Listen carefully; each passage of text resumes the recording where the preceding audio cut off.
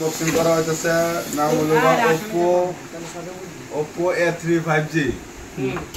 unboxing করা হইতেছে হ্যাঁ ঠিক আছে আনবক্সিং ডুপ্লিকেট আনবক্সিং এই রে খুলছে না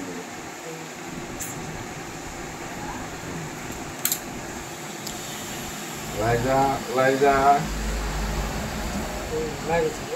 আরো না কি